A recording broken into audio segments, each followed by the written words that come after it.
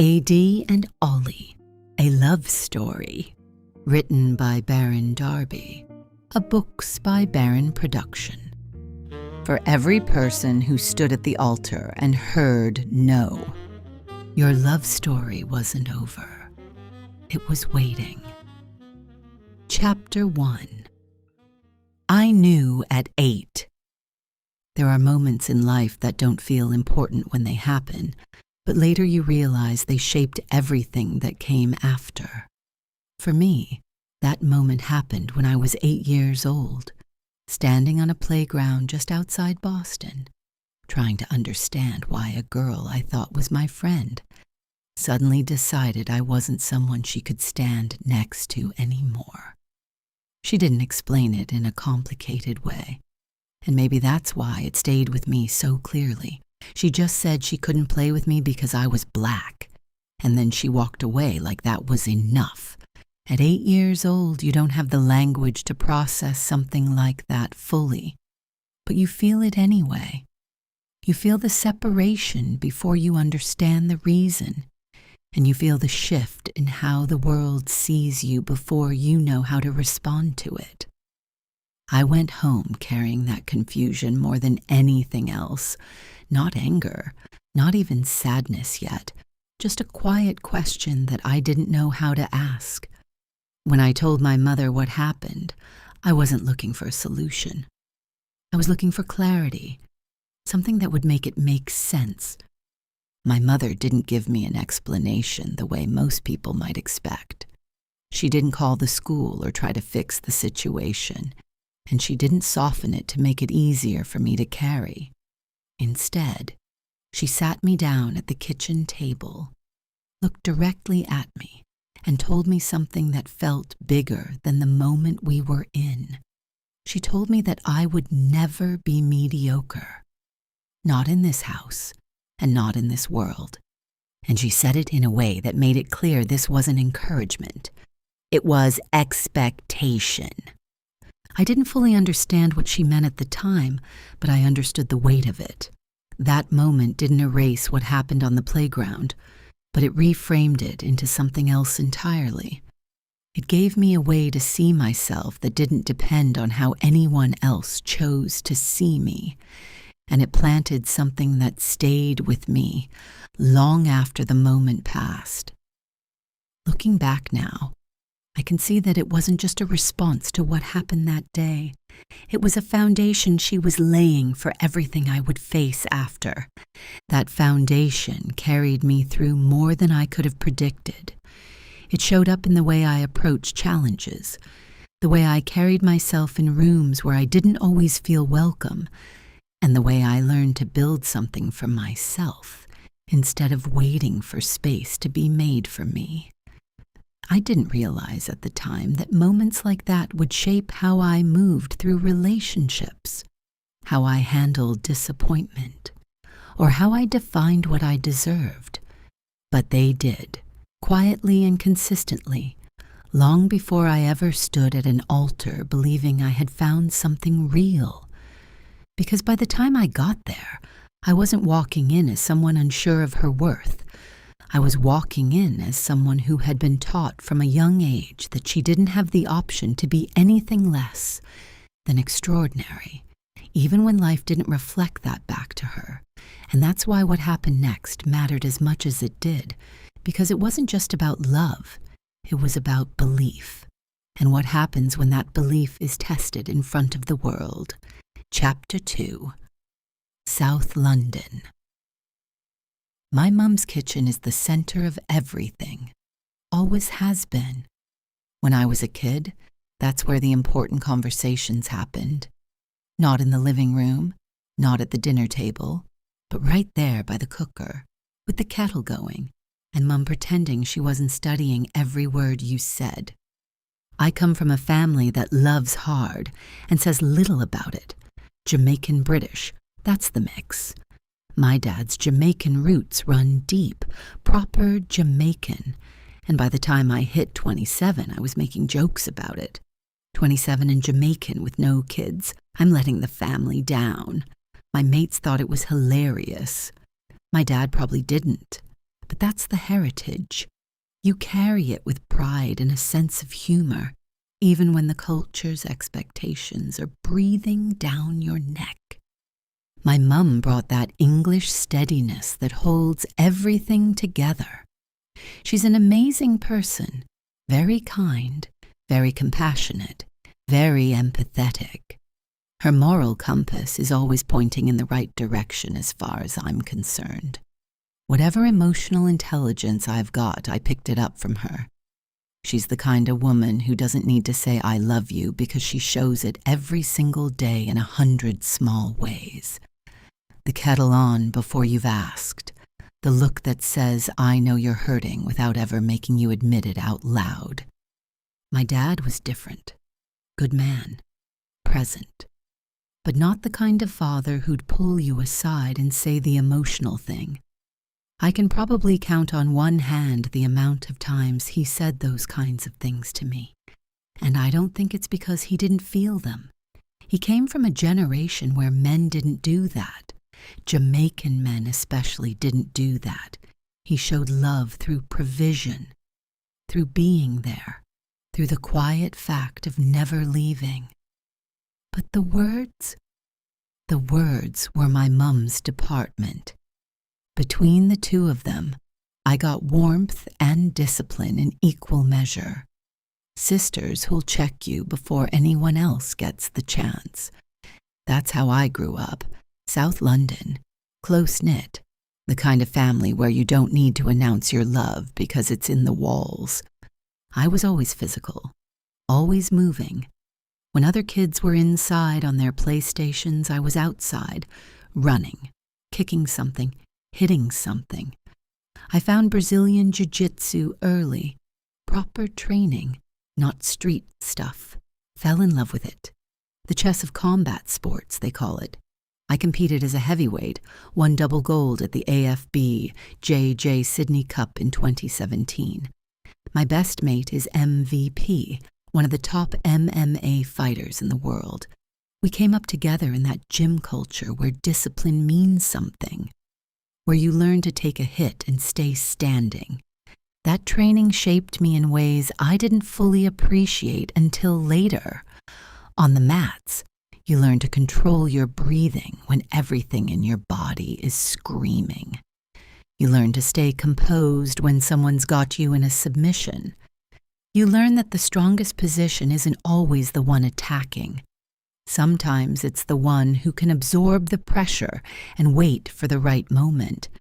I carried that into everything, into my career in software sales, where I learned to read people across boardroom tables the same way I read opponents on the mats, into relationships especially. The problem is, staying composed can look an awful lot like not caring. I know that now. I didn't always. There's something else I carried, though, something I didn't talk about, a DHD, attention deficit hyperactive disorder. Severe, in my case. Something I've struggled with all my life, and for most of it, only about 3 people outside my family knew. It shows up in ways people don't expect from someone who looks like they've got it together. The pacing, the impatience, the impulsiveness that makes little tasks that would take you 5 minutes, take me half a day to even pluck up the courage to attempt. And then I'd try, and it would take me 2 hours where it'd take you 2 minutes. I get stressed about small things that don't bother other people. I'm not great with eye contact, especially up close, especially with people who matter to me. I get overwhelmed in new environments, and I twitch, and I look away, and people read that as disinterest or arrogance, when it's actually the opposite. I didn't understand it fully back then. I just knew I was wired differently, and I built systems to compensate. The gym, the discipline, the routines. Everything structured so tightly that nobody could see the chaos underneath. London didn't help with the relationship side. The dating scene there is mad, in a good way and a bad way.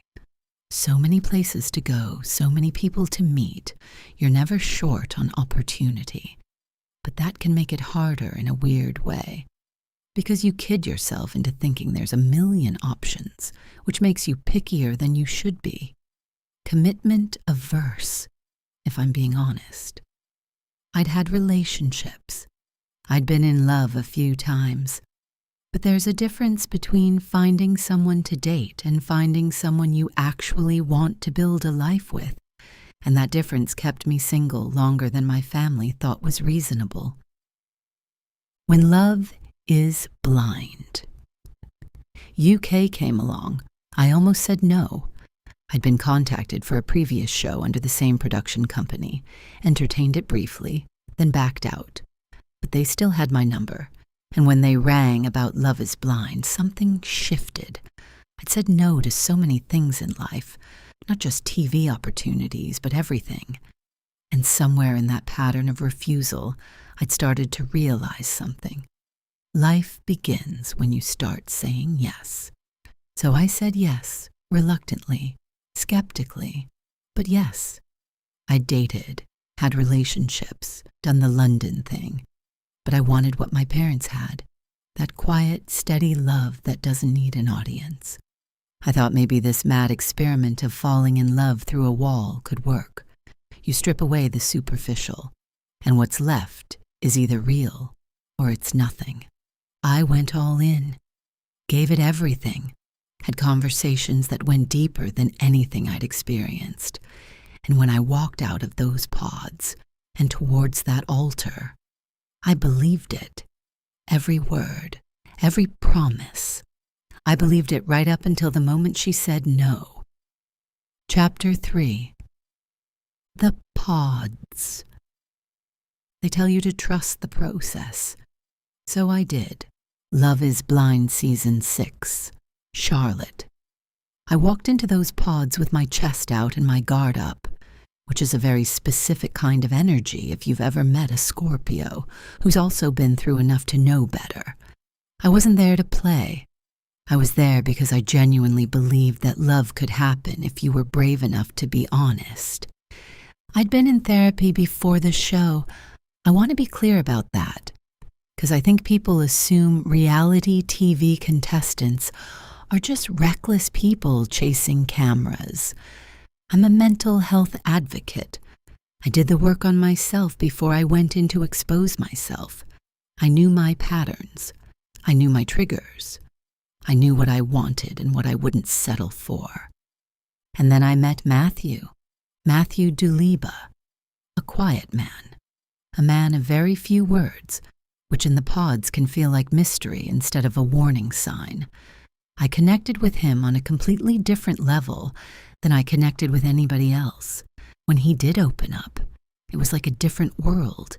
It made me want to dig a little deeper, see what this man was really about.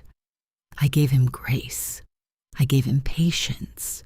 I thought, in an experiment this intense, this nerve-wracking, I would want someone to give me that same amount of time and space. So I gave it to him. We connected. Or I thought we did. He said the intimate things, the things that make you lean in through that wall and close your eyes and think, okay, maybe this is real. He talked about wanting to ask my father's permission for my hand in marriage, and that, listen, my daddy had passed. So when Matthew said he wanted to honor my father that way, it hit a place in my heart that I didn't even know was still tender. I thought, this man sees me. This man understands what that loss means. And then I was sitting in the women's lounge, and I heard Amber Grant, start repeating the exact same things, word for word, the same lines about asking for her father's permission, the same intimate moments I thought were just for us. He was parroting the same script to both of us, and I was sitting there watching the whole illusion collapse in real time. It was difficult because I did believe that Matthew and I connected in an intimate way. I was shocked. It didn't feel good. It actually hurt. and it caught me off guard. Those moments I thought were ours weren't ours at all. They were a performance. I confronted him in the pods, and Matthew, this man who said he wasn't there to become a reality TV celebrity, suddenly got very concerned about what America was watching. He left the experiment to go chase Amber. And I was left sitting on the other side of that wall with another crack in my heart that I didn't sign up for. But here's the thing about me. I don't stay down. I don't. And there was someone else in those pods who'd been trying to get my attention. Clay Graves Sand. Clay was charming. Clay was smooth. He was down to earth and super chill. And he allowed me to be down to earth and chill, too. I loved that about him. They were polar opposites, him and Matthew. Clay was outgoing, kind of crazy, vulgar, upfront. Matthew was like a church mouse in the corner, just a nice guy sipping coffee. And somehow I was drawn to both of them, which probably says more about me than it does about either of them. Clay said the right things at the right time in the right tone, but there was this thing he kept doing that I noticed almost immediately. He kept circling back to what I looked like, not who I was, not what I believed, what I looked like. What do you look like? Describe yourself to me. What's your body type? And I remember sitting on the other side of that wall thinking, boy, if you don't stop asking me about my body and start asking me about my heart.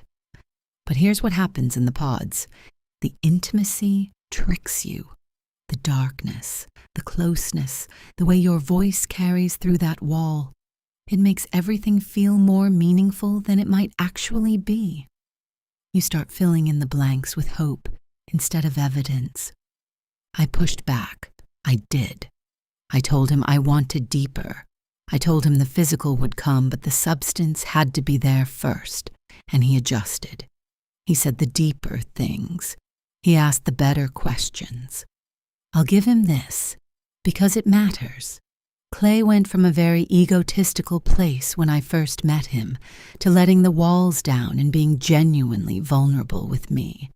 He said he wanted to experience this the right way, that asking about physical appearance shouldn't have been top priority. That moment caught me off guard.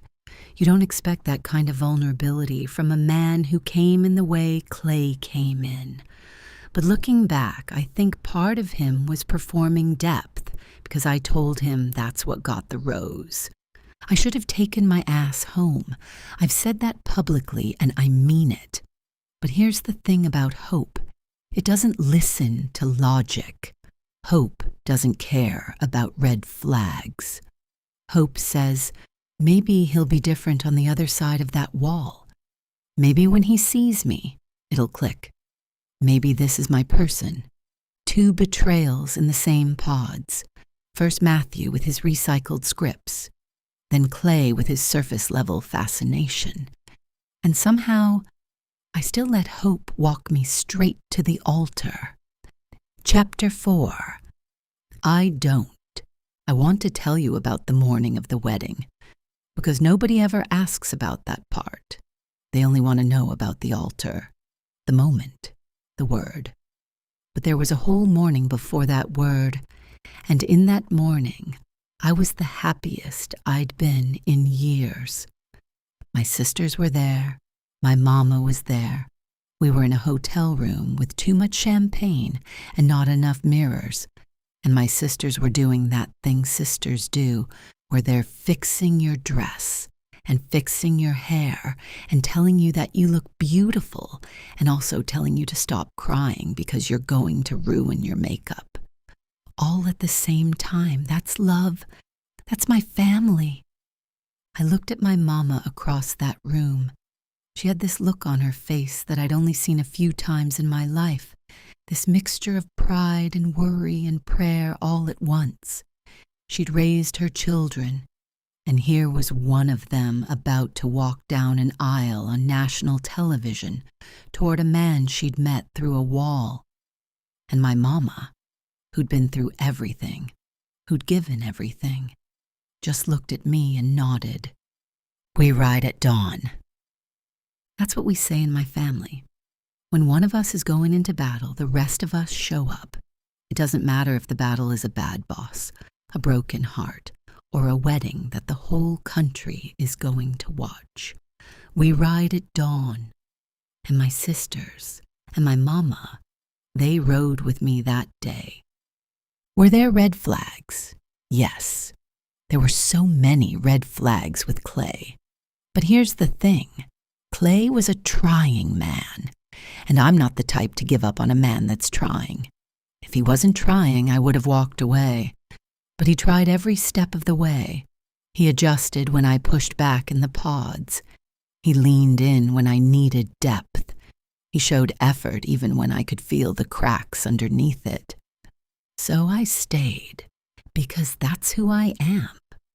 I don't quit on someone who's putting in work. There was this one moment, though, that came out of the blue and shook me.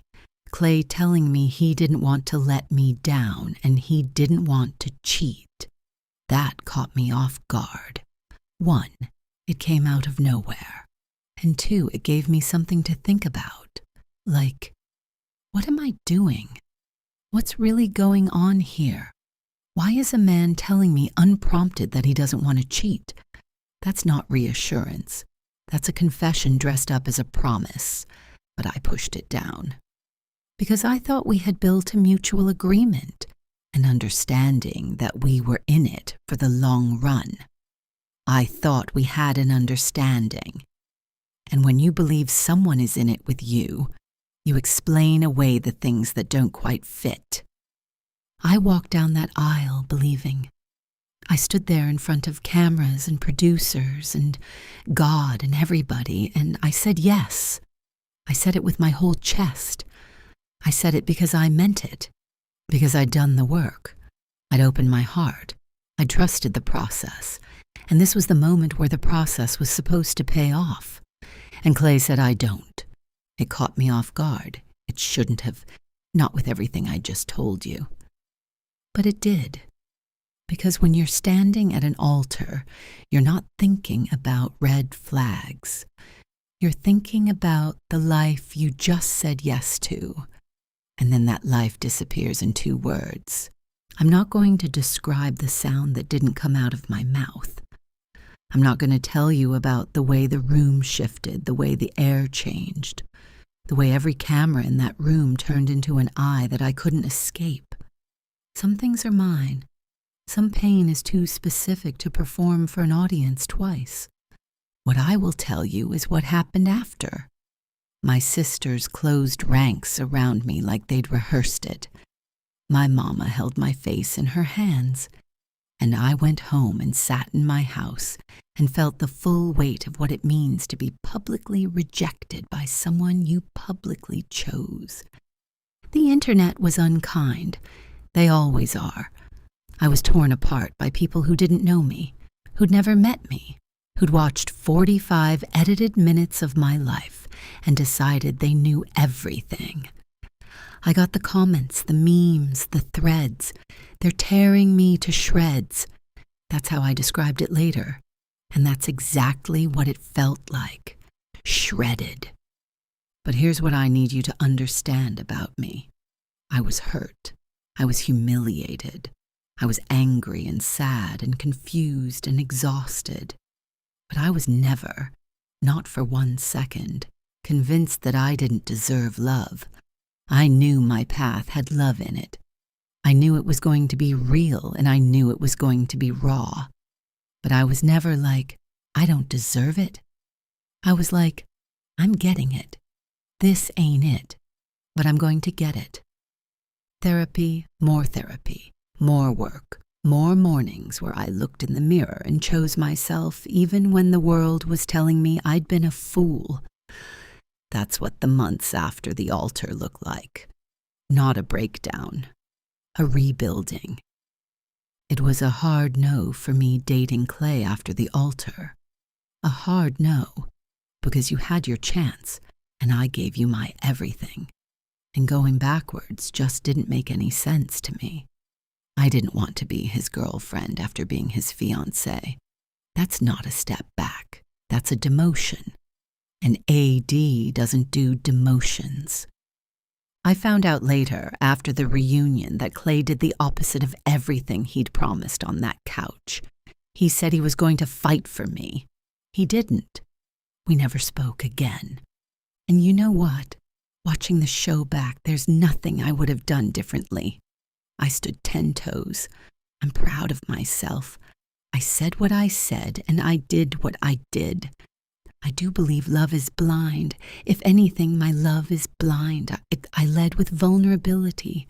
I did my absolute best, and there's nothing I would have done differently. Good, because God had somewhere else for me to be. Chapter 5. Same altar, different country. I stood there in a suit I'd bought 3 days earlier in front of Demi Brown, the woman I'd fallen in love with through a wall, and I watched her lips form the word that ended it. No, I don't.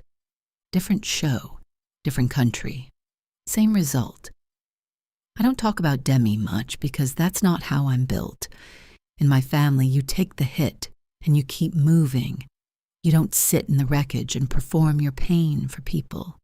You go home, you sit with it, you process it in whatever private way you need to, and then you get on with your life.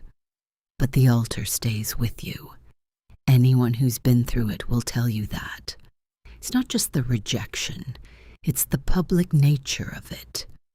You've told the world you're all in, and then you have to tell the world that the person you chose didn't choose you back.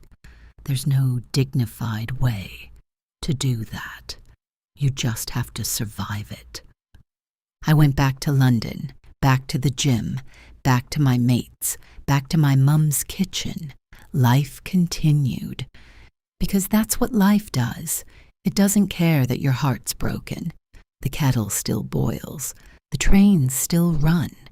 Your mum still looks at you with those eyes that say, I know you're hurting, and I'm not going to ask you about it because you're not ready to talk, but I'm right here when you are. Demi, for her part, handled everything with grace.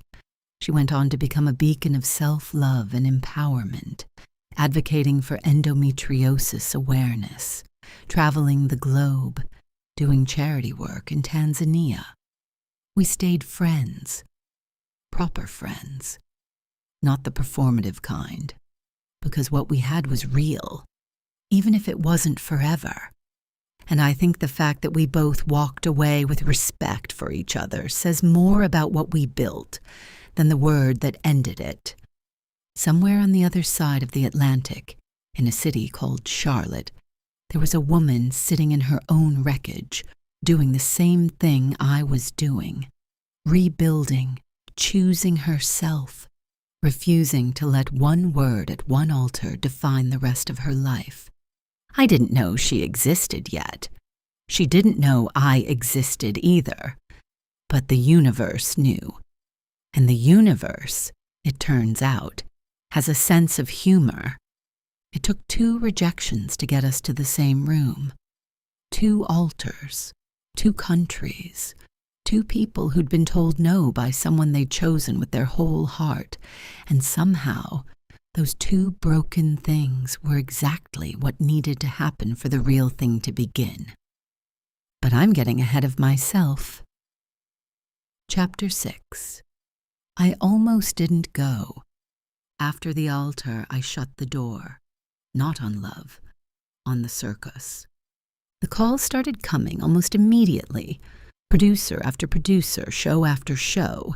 AD, we think you'd be great for this. AD, the audience loves you. AD, this is a redemption arc. And every time, I said the same thing. I just don't see that for me. 'Cause here's what nobody tells you about reality TV. When the cameras stop rolling, the internet doesn't. The comments don't stop. The opinions don't stop. You go from being a real person with a real life to being a character in someone else's story. and everyone feels entitled to write your ending for you.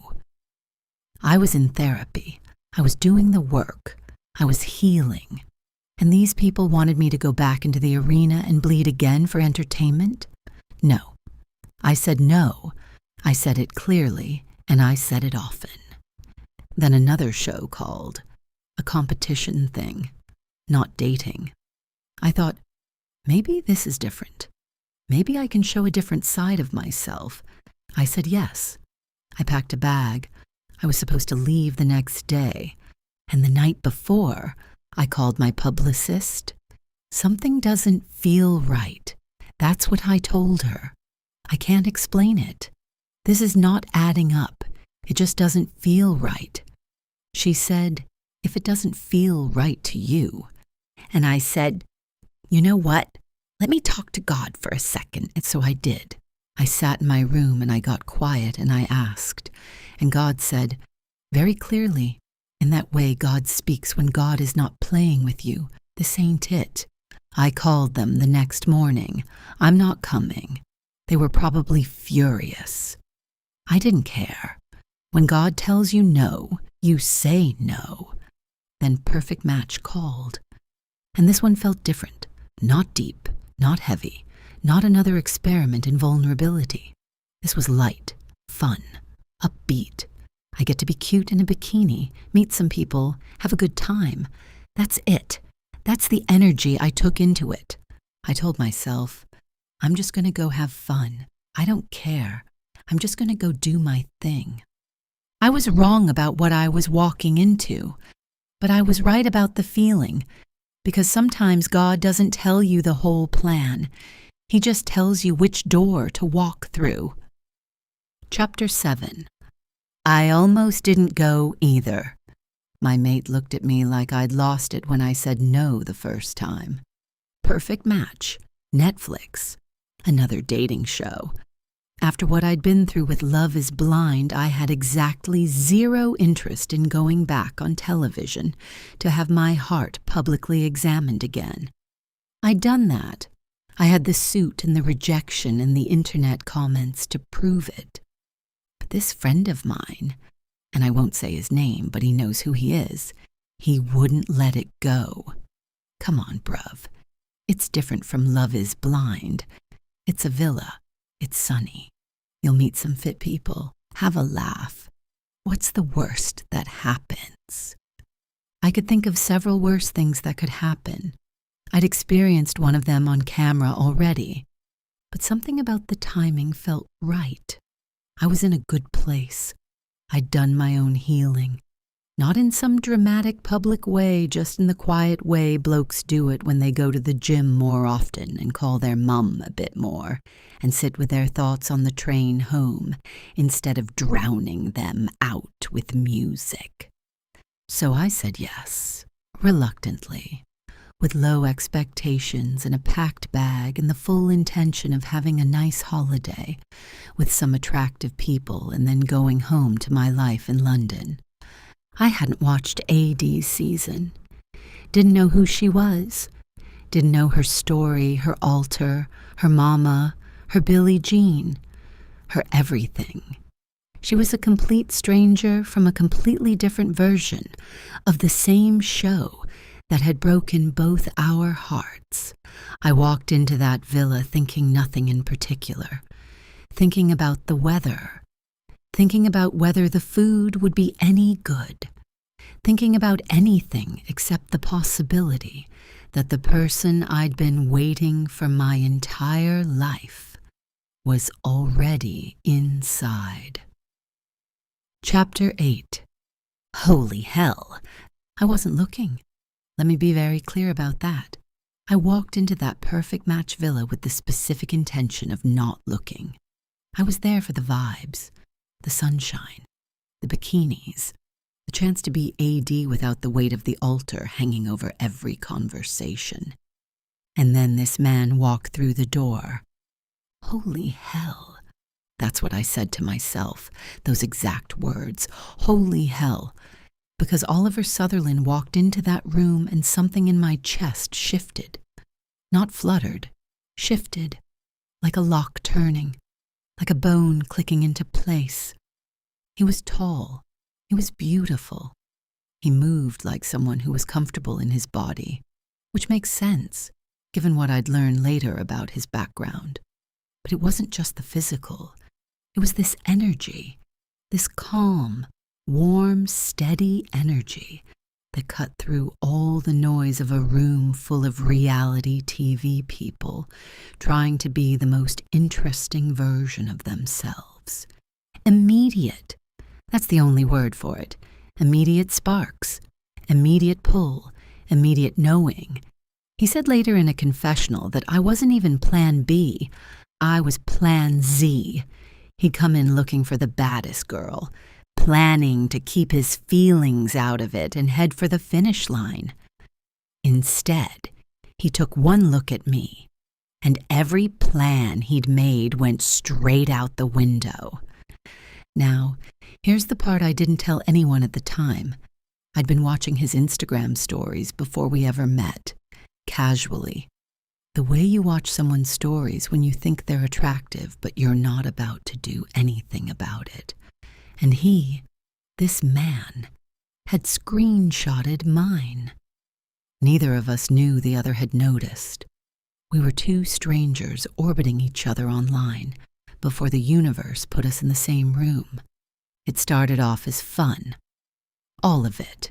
Laughing, flirting, lollygagging, in swim trunks and bikinis, playing the game that the show wanted us to play. We teamed up for a challenge called Let's Puck, where we had to demonstrate a sex position, and it ended in a steamy kiss that neither of us was prepared for. That same night, he told me I was already his biggest fan, and we agreed to match for the evening. We won another compatibility challenge. You like what? Because when they read out scandalous secrets and preferences, our answers kept lining up. We were in sync before we even understood why. But something happened fast, faster than I expected, faster than I was ready for. We were love is blind coded. That's what I call it now. Both of us had been through the pods, through the walls, through the deep conversations that strip away everything superficial. So when we started talking, really talking, we didn't waste time with small talk. We went straight to the things that matter. Do you want kids? What does family mean to you? What are you afraid of? What broke your heart? By day 3, we'd had conversations most couples don't have for months. I knew he wanted to be a father. I knew about his family in London, his mum, his sisters. He knew about my mama. He knew about Clay. I knew about his altar. And his hand was on my thigh and my head was on his shoulder, and we were all over each other in a way that I should have been embarrassed about but wasn't. Because when something is right, your body knows before your brain catches up. I looked at this man and I thought, this is not a game anymore. Chapter 9. Tunnel Vision. She walked in and I forgot there was anyone else in the room. The moment I walked in, it sounds really cliché, but everyone else became a little bit invisible and I just had tunnel vision on her. Hadid's just got this crazy, fiery sex appeal. The moment I saw her, I said to myself, that's a problem right there. My favorite type of problem, though. I'm not a man who loses his composure easily. I've trained to stay calm under pressure. I've been in situations where composure is the only thing between you and the floor. But AD walked through that door, and my composure went straight out the window. My plan was to find the baddest girl in there, match up with her, keep my feelings out of it, and head for the finish line. I wasn't expecting what I felt. This wasn't even Plan B. This was more like Plan Z. It wasn't just that she was beautiful. She was, properly stunning, but it was more than that. She had this presence, this energy that said, I know exactly who I am, and I dare you to keep up. I'd never encountered anything like it. The conversations confirmed what my gut already knew. This woman was different from anyone I'd ever met. She was direct in a way that should have been intimidating but wasn't. She asked questions that most people tiptoe around. She wanted to know about family, about values, about the real stuff. And because we'd both been on Love is Blind, we understood that the real stuff is the only stuff that matters.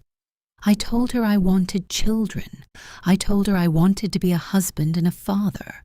I told her about my family, my mum, my sisters. These aren't things I share easily. I'm a private person. I hold my cards close. But with AD, the cards just fell out of my hands. Tunnel vision. That's what happened. In a villa full of attractive, interesting people, all of whom were there for the same reason, I could only see her. She was the only person in the room, and everyone else was furniture. She'd come back from doing whatever she was doing and sit next to me, and I'd feel my whole body relax, like I'd been holding my breath without knowing it, and she was the exhale. That's not something I'd felt before. Not like that. We were moving fast. I knew it. She knew it. But neither of us pumped the brakes because neither of us wanted to. We'd both been cautious before with other people, on other shows. And where had caution gotten us? Standing alone at an altar. So this time, we let it run. That was the best and worst decision we could have made. Chapter 10. Voted out. They voted us out. And the way I felt in that moment, betrayed, blindsided, angry, I thought it was the worst thing that could happen to us. It was the best thing that could happen to us. Here's how Perfect Match works. Couples in the villa can vote other couples out. It's a game within the game, and it's ruthless. You build a connection with someone, you think you're safe, and then another couple decides you're a threat or you're expendable, or they just don't like your energy, and you're gone. It was Lucy and Daniel who made the call. They had to name their top compatible couples, and they picked us, Ollie and me, along with Freddie and his partner. Then the twist. One half of each named pair had to go on a date with new arrivals, and the other would be sent home. They picked Ollie to stay and date Justine, which meant I was the one leaving. Ollie's face when he found out, I'll never forget it. He said, in a confessional, "She's my best friend. That's my girl. I don't want to see her go and my heart's breaking." That's when I knew this wasn't a game for him either. And that's when I realized something. The villa was a pressure cooker, not a love story. The love story started when we left, without the show, without the structure, without the other people and the drama and the games. It was just Ollie and me sitting together, asking ourselves the question that actually mattered. Is this real? We didn't know we were going back. Neither of us did. We thought it was over. So those conversations we had outside the villa, those were the most honest conversations of the entire experience. No audience, no angle, no strategy. Just two people who'd found each other on a television show, trying to figure out if what they felt could survive the real world. I would not be engaged and pregnant right now if we hadn't been voted out. I believe that with everything in me, because being removed from the game is what forced us to stop playing it, and then they called us back in. Chapter 11. Justine, she was gone. That's what I told myself. AD got voted out, and I watched her leave, and I felt something tear in my chest. She's my best friend. That's what I said on camera, because that's what she'd become in the space of days. That's my girl, and my heart was breaking. But then I did what I've always done when something tears. I closed up the wound and kept moving. That's what avoidants do, even the ones who don't know their avoidance yet. You feel the pain, and then you bury it under action. There were other women in the villa. The show doesn't stop because your heart's broken. Nobody's sending you home to process your feelings. You're on a dating show, and you're expected to date. Justine was there. She was attractive, she was present, she was interested. And I told myself the story that men tell themselves when they're trying to justify moving on before they've actually processed what they're moving on from. AD's gone. I don't know if she's coming back. I'm here. She's here. What's the problem? The problem was that the thing I felt for AD was real, and the thing I was building with Justine was a distraction from a wound I refused to look at. But I didn't frame it that way at the time. At the time, I framed it as moving forward. We spent time together. We were physical. I won't pretend it was nothing because it wasn't nothing. I owed AD honesty about that, and I didn't give it to her. Not then. Not for a while after. That's the part I carry with me. Not what happened with Justine. What happened after. The lie. The dragging it out. The telling AD it was just cuddling when it was more than cuddling. The thinking that if I controlled the story, I could control the damage. I was wrong. The damage from a lie is always worse than the damage from the truth. Always. I knew that somewhere in my body, but my mouth didn't cooperate. Because telling the truth meant being vulnerable, and vulnerability is the one thing I'd trained myself never to show. When AD came back, and I didn't know she was coming back, none of us did. She walked through that door, and I felt everything rush back at once.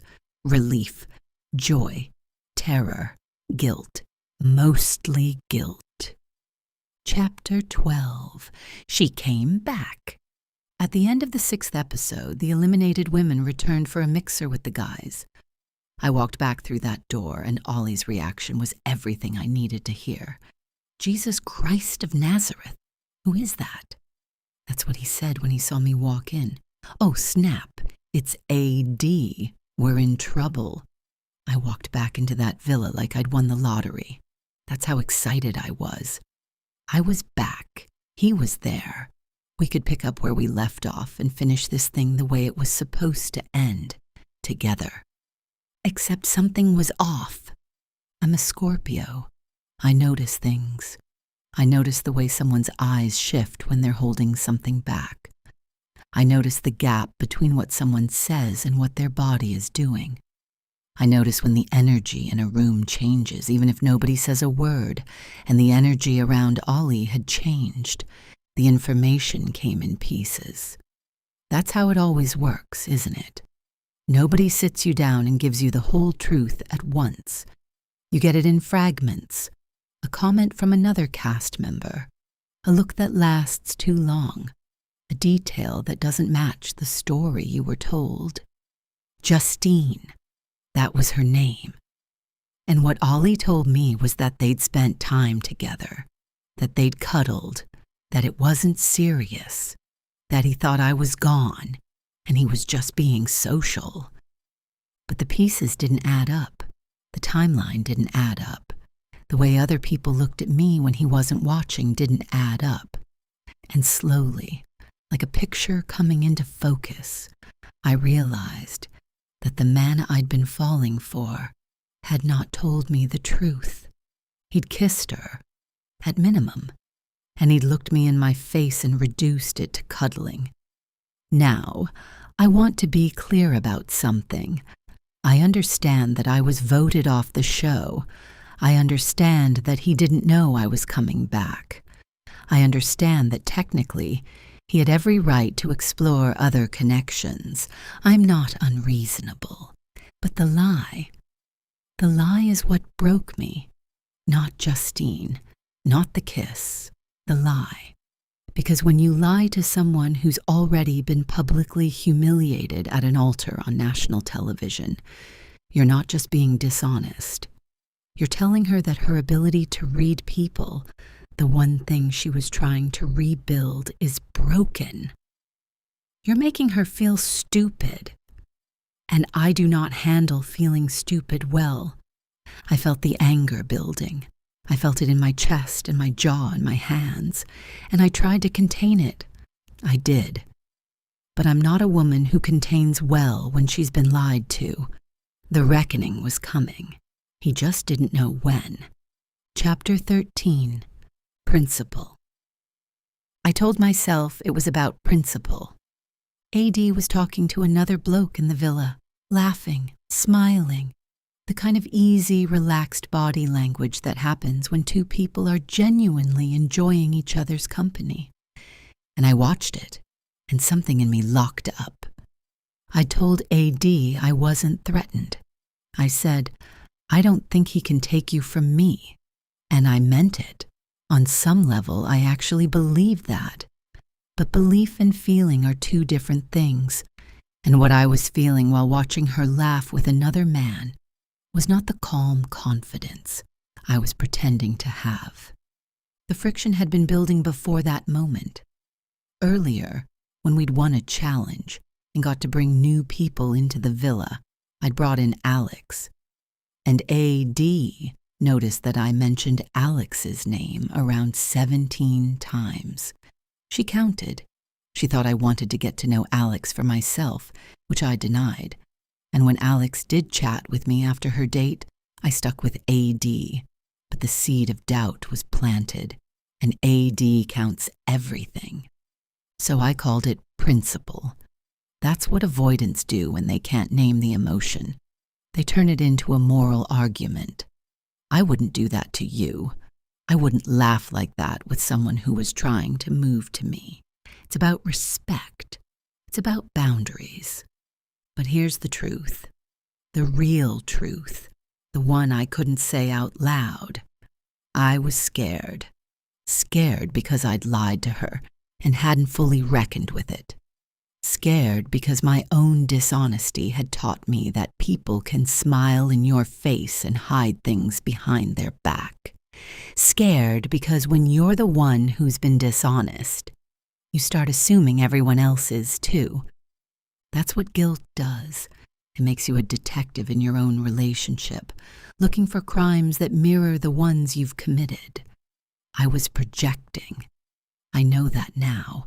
I was watching AD have a normal conversation with another human being and interpreting it through the lens of my own deception. But in the moment, I couldn't see any of that. In the moment, I was a man who felt disrespected, and I was going to make sure she knew it. Underneath all of that was something I hadn't fully reckoned with, the way the world was looking at us. An interracial couple, a light-skinned black British man, and a dark-skinned black American woman. The internet had opinions before we even got together. People assumed they knew my type just by looking at me. The skin fade, the beard, the chains. They assumed I wasn't genuinely attracted to AD, that I'd prefer someone who looked different. I'd dealt with that my whole life. Been out in a club, approached a dark-skinned woman, and she'd looked at me like, "Do you date black girls?" As if I wouldn't be asking for her number if I didn't. That assumption, as wrong as it was, seeped into the space between us on that show. Because when the world is telling the woman you love that you can't possibly want her, it puts a pressure on everything you do. I should have said, I feel jealous. I feel scared.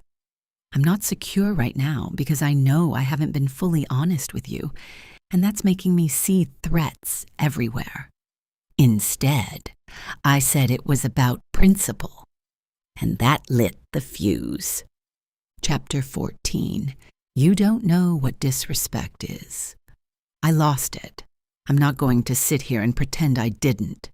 This man who had kissed another woman, and lied about it to my face, was standing in front of me, talking about disrespect, telling me that my laughing with another person was a violation of some principle he'd never once communicated to me, and something inside me snapped, communicated to me, and something inside me snapped.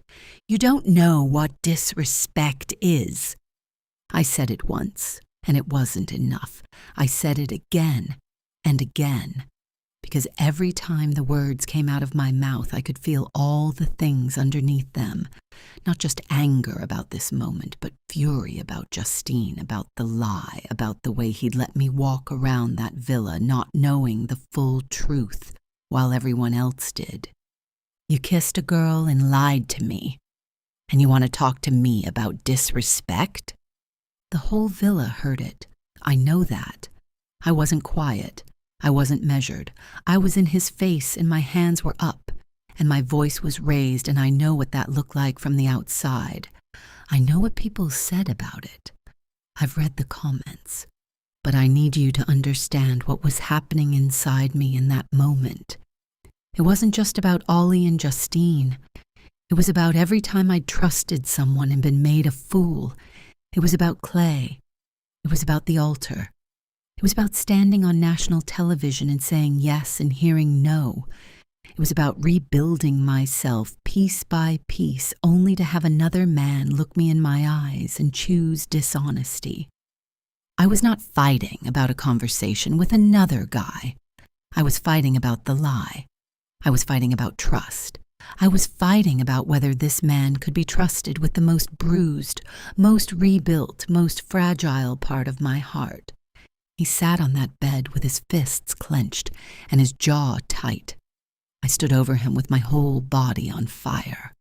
Neither of us was listening. Neither of us could. We weren't trying to understand each other. We were trying to win, and nobody won. That fight didn't resolve anything. It couldn't, because the real conversation, the one about how his lie had shattered my sense of safety, the one about how my intensity was making him retreat further into himself, that conversation required a level of vulnerability that neither of us had access to in that moment. We went to bed angry. The villa was quiet, and somewhere in the silence I think both of us knew, this is either where we end or where we begin. Chapter 15. Changed behavior. She didn't need my words. She needed my actions. The morning after that fight, I woke up and looked at the ceiling and had a conversation with myself that I think every man has at some point if he's honest enough. The conversation goes like this. You fucked up. You know you fucked up. The question now is whether you're the kind of man who says sorry and changes nothing, or the kind who shuts up and does the work. I'd apologized. I'd said the words, I'm sorry. I should have told you the truth. I'm sorry I wasn't honest. And AD heard those words, and I could see in her face that they meant nothing. Not because she didn't believe I was sorry, but because words are cheap. Words are what Clay gave her. Words are what she'd been handed her whole life by people who said the right thing and did the wrong one. There's a phrase she uses that I carry with me. No apology better than changed behavior. That's the bar. Not, I'm sorry. Not, I won't do it again. Show me. Show me with your actions day after day that you understand what you did and you've actually changed the pattern. And I need to say this clearly, because I've said it before and I'll say it as many times as I need to. What I did was cowardly. It was selfish. It was manipulative. It was wrong. And it was disrespectful. There is no context that makes it morally permissible. My apologies can seem cold. I don't do the crying performance because I think tears in heightened moments can be emotionally manipulative. So I was matter of fact. What I did was wrong. Here's what I'm going to do to fix it. You don't have to believe me right now. Give me time and watch. So that's what I did. I stopped deflecting. When she asked me a direct question, I gave a direct answer, even when the answer made me uncomfortable. I stopped calling emotions principle and started calling them what they were: fear, jealousy, insecurity. I let her see the parts of me that I'd been trained to keep hidden. It wasn't one grand gesture. It was 100 small ones. Choosing transparency when my instinct was to guard, staying in the room when my body wanted to walk out, saying, I feel scared right now, instead of, I'm fine. The avoidant in me didn't die. He's still in there. But I started making choices that contradicted him, and AD, to her credit, watched. She didn't trust immediately. She shouldn't have. But she kept her eyes open, and over time she started to see a pattern that was different from the one that had hurt her. People said online that nobody changes that fast, but I knew a guy from school who'd been learning Spanish for 6 years, came out unable to speak a single sentence. Then he moved to Mexico, met a partner, and within 6 months he was fluent. 6 months. Accomplished what 6 years couldn't, because the motivation was real. That's what happened to me. The motivation was AD, and the consequence of not changing was losing her. You can change more in 6 months than you can in 6 years, when you've got the right drive and you're actually putting the work in. Here's the part that haunts me. At the very start of Perfect Match, after the standard interviews, the producer asked if there was anything else I wanted to say. I said no. He said, switch off the camera. And then I stopped him. Actually, there is something. I told the camera that I could feel myself being the silly, boyish version of myself, and I was wondering when it was time to put that to bed. When it was my time to show the real me, the one who actually wants to be serious. They never aired it, but it was prophetic, because I went right the other way, played the fool, gave the producers exactly what they expected, and it took nearly losing AD to realize that the serious version of me wasn't optional. It was necessary. That's how trust gets rebuilt, not in a moment, in a pattern. The villa went on. The show went on. Other couples burned bright and flamed out. Other people played games and kept score. And AD and I, the couple that had the loudest fight in Perfect Match history, quietly got serious about each other. Because the fight wasn't the end. It was the clearing. It burned away every pretense, every performance, every version of ourselves that we'd been hiding behind. What was left after the fire was raw and real, and honestly stronger than what had been there before. I didn't deserve a second chance.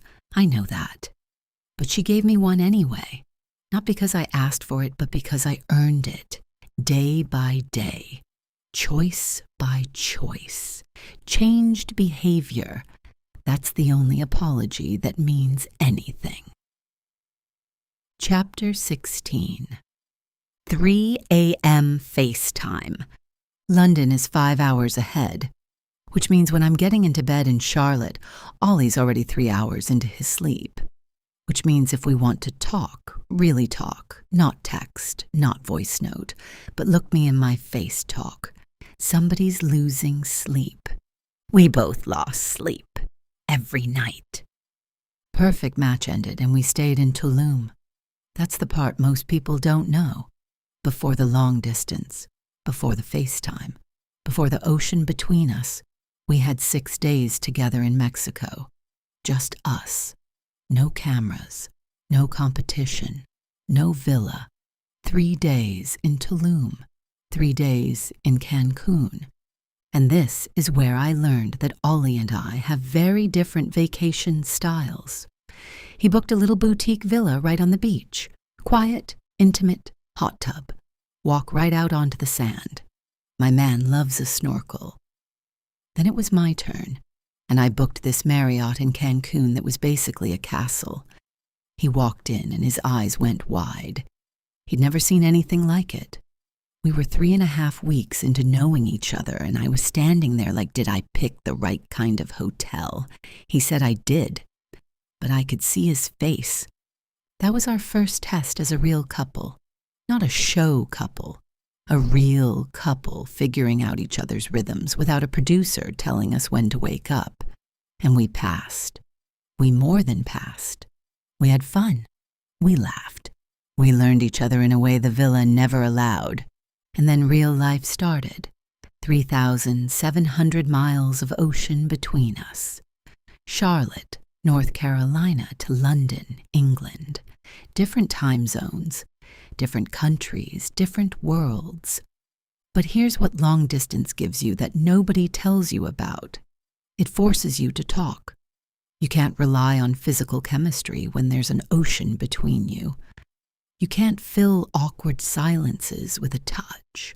You have to sit there on FaceTime at 3 in the morning and actually be present with another human being through a screen. And either the conversation carries you or it doesn't. Ours carried us.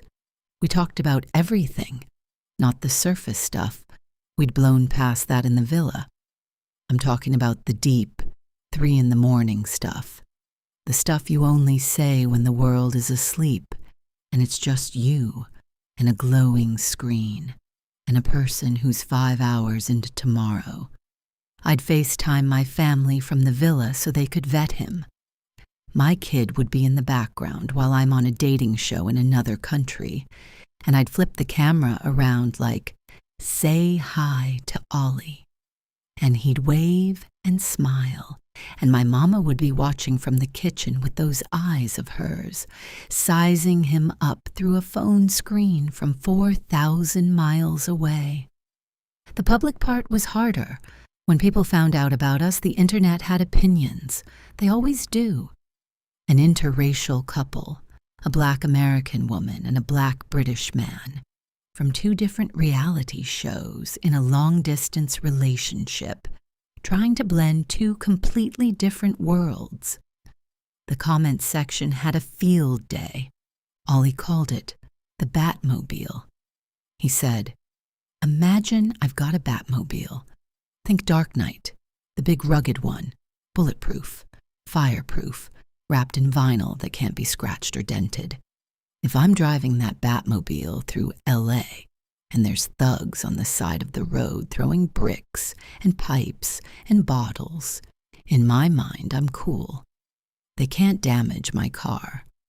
But it doesn't stop me from looking at them and thinking, that's kind of sad that you're doing that." That's how he saw the online hate. It couldn't touch us. But the worry was the people in the car behind, the next reality TV couple who'd catch those same bricks and might not have the same armor. He said, "I've come to expect it, but I will never accept it. He wasn't wrong. I'm not a quiet person. My life is not a quiet life, and the world wasn't going to let us be quiet about this." But at 3 in the morning, with the phone propped up on my pillow and his face pixelated by the Wi-Fi and his accent going soft the way it does when he's tired, at 3 in the morning there was no audience, no comments, no Batmobile, just us. That's where we fell in love. Not in a villa, not on a show, on FaceTime, at 3 in the morning, 5 hours apart. Chapter 17. I love you. I had a plan, the Eiffel Tower. Proper romantic. It was the first time she was coming to London to visit me, and I'd already booked Paris for her birthday. I was going to take her underneath that tower at sunset and tell her I loved her in the most cinematic way possible. I'd thought about it, planned it, had a few scenarios mapped out. All of them were better than what actually happened. We were at a London airport. She'd come to visit. We'd spent the weekend together. Proper time. Not FaceTime time. Not 5 hours ahead time. but in the same room, breathing the same air time. And it had been brilliant. The kind of weekend where you forget that the real world exists because the person next to you is the only world that matters. We were standing in departures. She was about to fly back to Charlotte, and I was looking at her face, this face that I'd memorized through a phone screen over months of 3 a.m. conversations. And the words just came out. I love you. No Eiffel Tower, no sunset, no plan. Just a man in a fluorescent-lit airport terminal who couldn't hold it in for one more second. She looked at me, and I could see it in her eyes. She wasn't surprised. She already knew. But hearing it, out loud, in person, in a bloody airport of all places, she smiled in a way that I'd never seen before. Not her public smile, not her Instagram smile, not her I'm fine smile. A different one, a private one. The one that was just for me. I'd planned the Eiffel Tower because I thought love needed a grand stage. But love doesn't care about stages. Love shows up in airports and on FaceTime and in arguments and in the quiet moments when you're not trying to perform anything for anyone. She set it back, and then she walked through security and flew across an ocean, and I stood there in that terminal, feeling like the luckiest man alive. The Eiffel Tower's not going anywhere. We'll get there eventually. But I wouldn't trade that airport for anything in the world. Chapter 18. Blue. Women know. We just know. My body had been whispering to me for days. The kind of whisper that could be PMS, or could be something else entirely. And you don't want to say it out loud because saying it out loud makes it real. And what if you're wrong and then you've started a whole thing for nothing? But I knew. Scorpio intuition. Mother's intuition. Woman's intuition. Whatever you want to call it. I knew. I didn't tell Ollie. Not because he would have been upset. This man wanted children more than he wanted his next breath. But because I didn't want to put it into the air if it wasn't real. I didn't want to see his face light up and then have to watch it fall if I started my period 2 days later. So I carried it alone for days. While we were together in my apartment in Charlotte, I carried this secret in my body like a question I was afraid to answer. Then the morning came. I had to fly to LA for 5 days. My Uber's 5 minutes away. I've got a dash. That's what I said. My Uber was 10 minutes out. Ollie was knocked out asleep in my bed. And I stood in my bathroom and I thought, I cannot get on a plane and fly to Los Angeles and call this man from across the country and say, babe, guess what? I mustered up what little pee I had. I am not too proud to tell you that. The stick turned blue before it was even finished doing its thing, before the timer went off, before I was ready. Blue, positive, pregnant. I'm standing in my bathroom. My hands are shaking. My Uber is now 6 minutes away. The man I love is asleep 10 feet from me, and I'm holding a blue stick, and my whole life is changing. I set up my camera because, listen, this is a moment, and I'm not letting this moment go undocumented.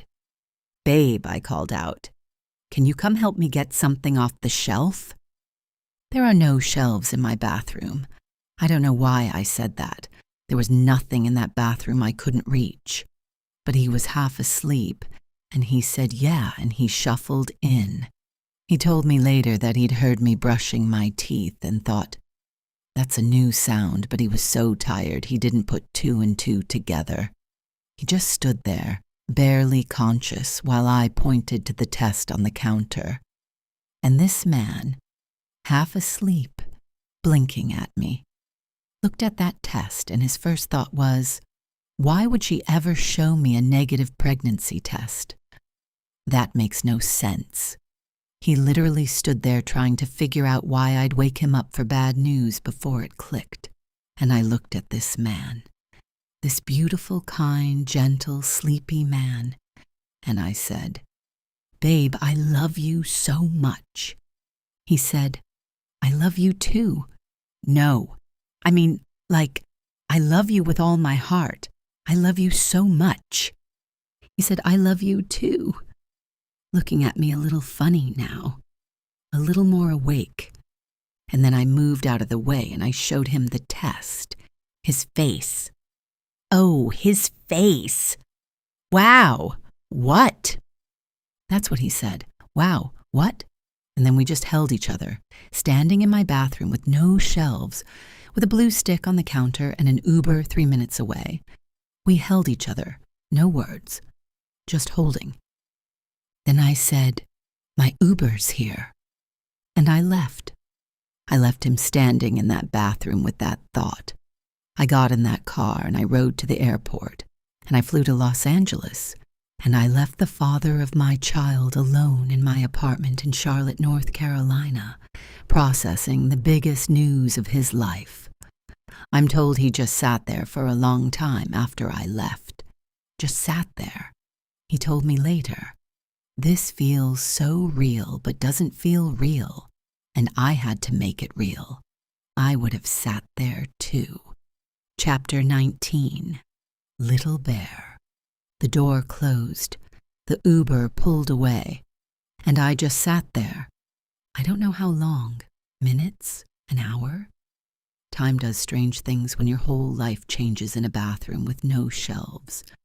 I sat on the edge of her bed and I stared at the wall, and I let it wash over me. I'm going to be a dad. The thought kept repeating, like my brain needed to run it through several times before it would stick. I'm going to be a dad, a father. There's a person coming into this world who's going to call me Dad. Well, they're going to call me something. We hadn't worked that out yet. Knowing AD and her American accent, they'd probably call me Daddy. And knowing me, I'd want them to call me Dad in a proper British way. And knowing the universe's sense of humor, they'd probably sound like Peppa Pig. I called my mum. She cried. My dad was quiet in that way he gets when he's feeling something too big for words. My sister screamed, proper screamed, like they'd won the lottery. Because in my family, a baby is the lottery. The next day, it still didn't feel real. It felt so real, but didn't feel real at the same time, and I knew I had to make it real. So I went to a baby store, a massive one, alone. I don't even know why. The baby was the size of a poppy seed at that point. But I walked in and I started wandering the aisles, and I thought, oh my God, there's so much stuff we need to get. I was walking around that store looking scared and bewildered, and the staff must have thought I was lost. This is what I wanted, what I'd always wanted. A family, a partner, a child, someone to pour into the way my parents poured into me. I'd stood at an altar and been told no, and I'd thought maybe this wasn't for me. Maybe the quiet, steady love I'd grown up watching wasn't something I'd get to have. And now here I was in a baby shop in Charlotte, North Carolina, holding a little stuffed bear and trying not to cry in public. I walked up to the counter with that bear and said, "Can I take this bear, please?" Like I was asking permission from the universe. Of course I bought the bear. That was the moment it sunk in. When I got that bear home and held it, I thought, oh my God, this is going to be real. There are men who are afraid of fatherhood, and there are men who are built for it, and I'd always known which one I was. But knowing it and living it are different things. Knowing is theoretical. Living is standing in a baby store with a stuffed bear in your hands and realizing that everything you've been through, the altar, the rejection, the shows, the lies, the fights, The 3 a.m. FaceTime calls, all of it was leading here, to a little bear, and a blue stick, and a woman who left me alone with the biggest news of my life because her Uber was outside. That's my girl. That's the mother of my child, and I wouldn't have it any other way. Chapter 20. The Proposal. I thought it was work. I want that on the record. I genuinely, sincerely, 100% thought it was a promotional shoot for Perfect Match. That's why I got dressed up. That's why I did my hair. That's why I showed up with my camera face on, ready to pose and promote and do the thing they pay you to do. Ollie was there, which wasn't unusual. We'd done press together. The setup was nice, maybe a little nicer than a normal promo shoot, but I'd worked in entertainment long enough to know that production values vary. Nothing seemed off. And then Ollie looked at me. Not camera, looked at me. Looked at me. The way he looks at me when we're on FaceTime at 3 a.m. and neither of us is performing for anyone. The way he looked at me in the airport when he said, "I love you." That look. I remember the exact moment my brain caught up. Oh, this isn't a shoot. This isn't. He dropped to one knee. February. He proposed in February. And the ring, Lord, the ring. I told him it was this or nothing, period. And he heard me. Let me be clear about something, because the internet has opinions and the internet is wrong.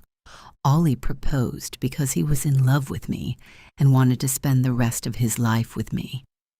That was before we got pregnant. He didn't put a ring on it because of a baby.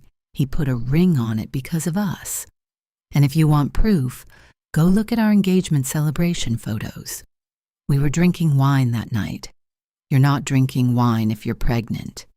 He heard me, and he showed up with this ring that said, "I listened to every word you've ever said, and I want you to know that I take you seriously." I said yes. Obviously, I said yes. I said yes the way I say everything, with my whole chest, with my whole heart, with no hesitation and no fear and no second guessing. Because when you know, you know. And I knew at 3 a.m. on FaceTime. I knew in a London airport. I knew in a bathroom with no shelves. And I knew right here, right now, with this man on his knee and this ring in his hands. We celebrated that proposal like two people who'd earned it. Because we had.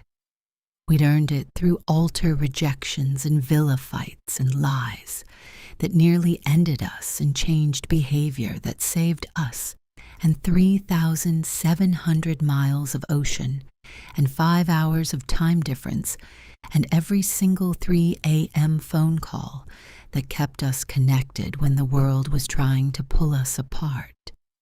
This wasn't a fairy tale proposal. This was a survived it proposal. This was a we did the work proposal.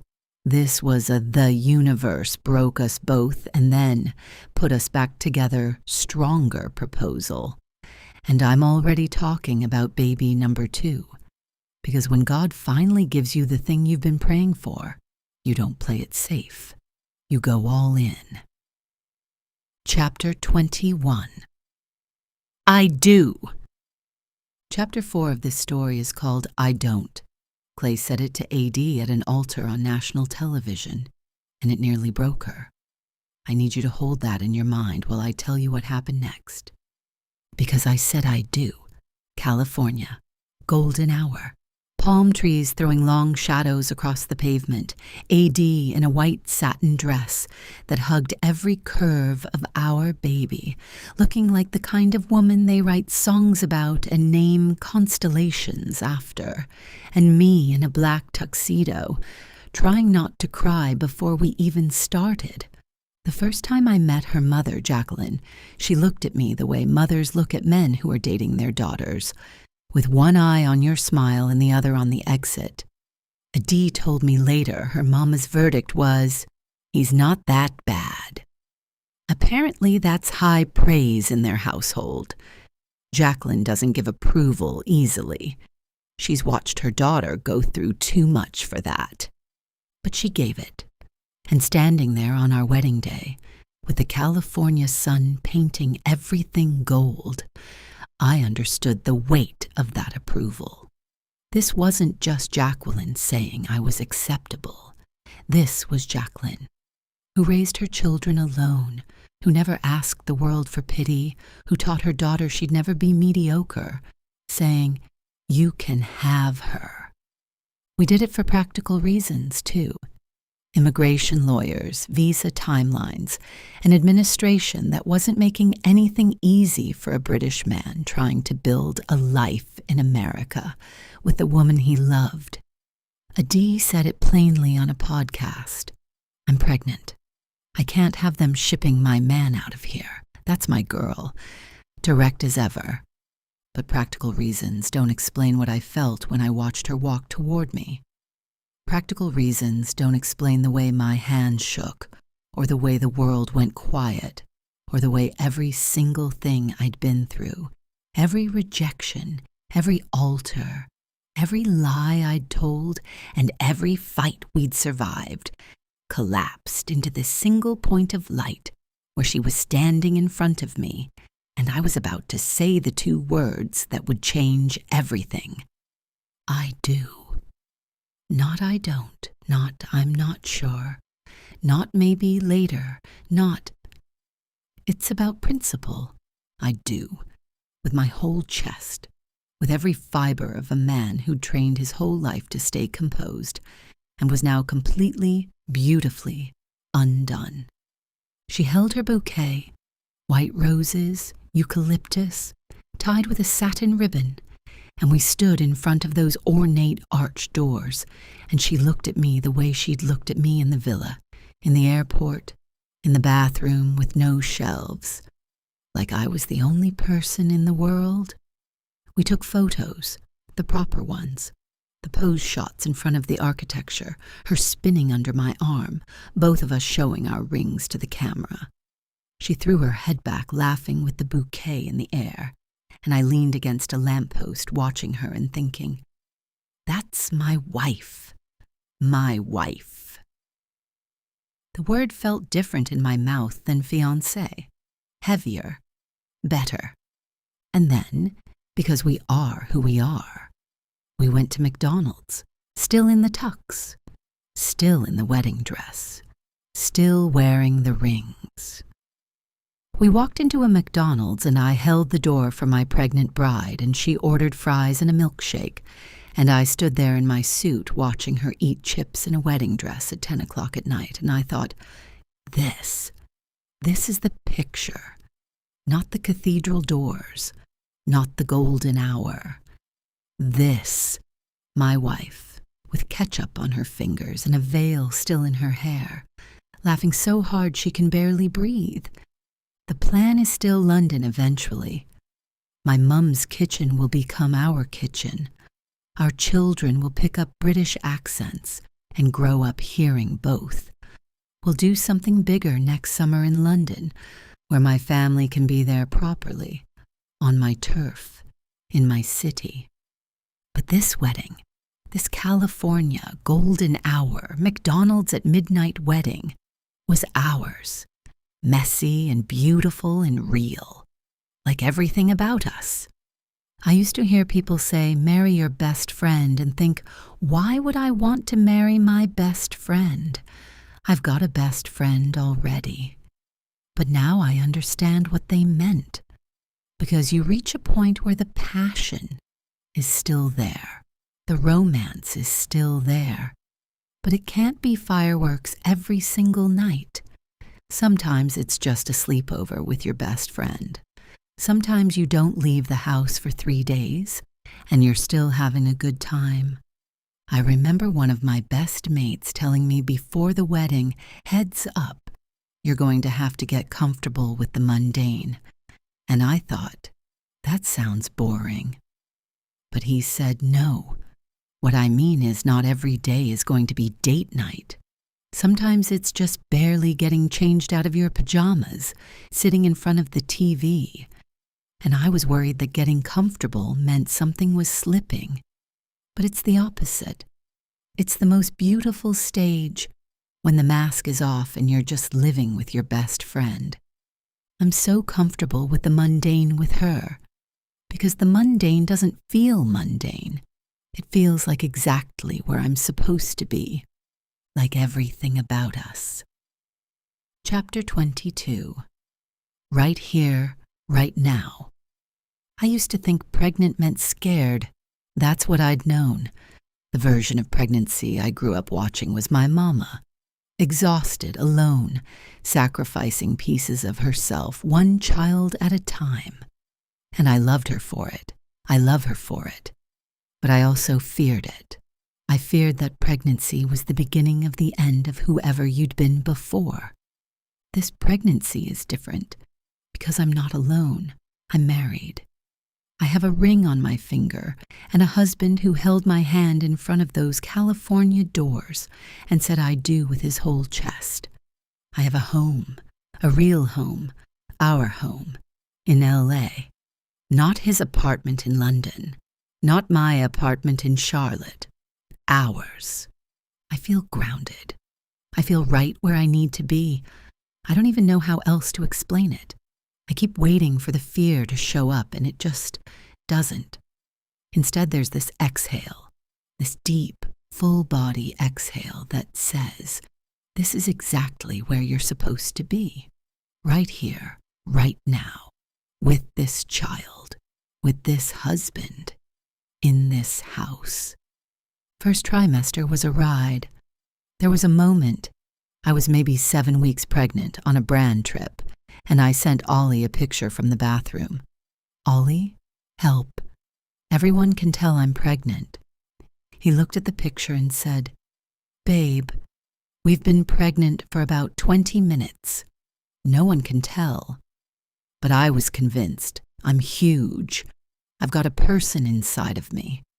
He tried to reassure me. I told him he was invalidating my experience. Then he admitted I looked pregnant. And I said, what are you trying to say? I'm fat? That man could not win. First trimester was a ride for both of us. He got sympathy pains. My back hurt. And the same day he slipped his disc getting up from the sofa. Now neither of us could walk. I'd say I have a headache. And he'd say, me too. Third trimester was the return of the Jedi. First trimester, but worse. But by then we had a rhythm. We had our house. We had each other. Ollie said something to me that I'm going to carry for the rest of my life. We were just talking, laughing about nothing, and he got quiet and he said, I think you look better now that your Botox is fading. Now, hold on. Before you react the way I almost reacted, let me finish, he said. Your muscles look relaxed. Your face looks different. I'm seeing your face move in ways it's never moved, and you're stunning. He wasn't saying I looked better before. He was saying he was seeing me, the real, unfiltered, untouched up me, for the first time, and he loved it more. He was watching the performance fall away and falling in love with what was underneath. That's the thing about my husband. He sees me. Not the version of me that's curated for Instagram. Not the version of me that performs confidence on podcasts. Not the dancer's body or the cheerleader's smile or the reality TV persona. He sees the woman underneath all of that. The one with stretch marks and fading Botox and morning sickness and anxiety and a history of depression and a mother who gave too much of herself and a father who wasn't there enough. He sees all of it, and he stays. He married all of it. We talked about postpartum for over an hour one night. I told him I have a history of depression and anxiety. I told him I don't know how this is going to show up after the baby comes. And he looked at me and he said, however it shows up is how it will go. That's it. That's the whole sentence. No panic, no conditions, no contingency plan. Just however it shows up, we'll handle it together. I'm not going to lose myself the way my mama did. I love her, and I understand why she did it. But I'm going to be a mama and still be AD. I'm going to be a working woman. I'm going to have myself and my children and my family and my husband and do it all. And when I can't do it all, because there will be days like that, I have a man who will say, however it shows up. The pregnancy cravings have been wild. The turkey burgers. Lord, the turkey burgers. I wasn't even a big meat eater when Ollie first met me, but now I'm ordering turkey burgers like they're going out of production. He just stands there watching me eat like he's witnessing a nature documentary. Pregnancy changes everything. We bought a house in LA. We're pitching a reality show about our life together. We're planning a big celebration in London next summer, so his family can be there. We're already talking about baby number 2, and this one hasn't even arrived yet. I glow different now. I move different. Mrs. Sutherland moves different. I don't care if anyone likes my posts because my husband loves them. I don't care if the internet has opinions because the only opinion that matters is the man sleeping next to me. This is not the love story I planned. It's not the love story anyone would have written for me. Rejected at the altar on national television, publicly humiliated, rebuilt, tried again, found him in a villa on another show, fought with him in front of cameras, fell in love with him on FaceTime at 3 a.m, took a pregnancy test with an Uber outside, said yes to a proposal she thought was a promo shoot, got married in California, ate McDonald's in a wedding dress, and bought a house. You can't make this stuff up, and I wouldn't want to, because the messiness is the point. The imperfection is the proof. A perfect love story is a fairy tale.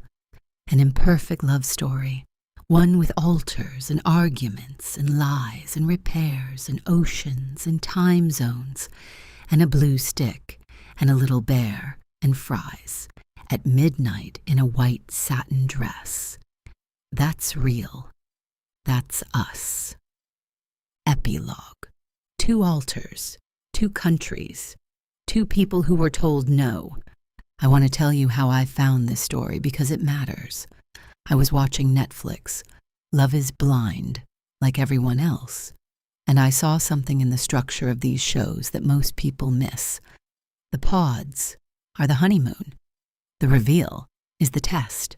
The real world is the pressure, and the altar is the climax. It's a love story with built-in architecture, and when it works because the uncertainty is real. AD and Ollie's story has all of that and more. It has what every great love story needs. 2 people who've been broken in exactly the right way to appreciate what they find in each other. Clay's I don't at the altar didn't just reject AD, it redirected her. Ollie's rejection in London didn't just hurt him, it prepared him. And Perfect Match, with all its games and votes and manufactured drama, didn't just entertain us. It put 2 broken open people in the same room and let chemistry do what chemistry does. But chemistry isn't a love story. Chemistry is a spark. A love story is what happens after the spark, when the fire gets too hot, and someone lies, and someone screams, and someone has to decide whether to walk away or stay and do the work. AD and Ollie's love story isn't beautiful because it's perfect. It's beautiful because it almost didn't happen multiple times. She almost didn't go on Perfect Match. He almost didn't either. They almost lost each other over a lie about a kiss that shouldn't have been lied about. They almost let an argument about principle destroy what they'd built. They almost let an ocean and 5 time zones win. Almost, but not quite. Because at every turn, one or both of them chose the harder thing, chose honesty over comfort, chose vulnerability over protection, chose changed behavior over empty apology, chose a 3 a.m. FaceTime call over a good night's sleep. And now look at them, married in California at golden hour, eating McDonald's in a wedding dress at midnight, a baby in their arms and keys to a new home in L.A., a big London celebration next summer, a reality show in the works, a love story that started with 2 rejections and ended with everything. This is what Books by Barron was built for, not to tell fairy tales, not to smooth out the rough edges of real relationships and present them as something Instagram-worthy, but to tell love stories the way they actually happened, messy, loud, imperfect, and true, to give couples like AD and Ollie authorship over their own narrative, in their own voices, without a producer's edit or a network's agenda, because reality TV gives you the highlight reel.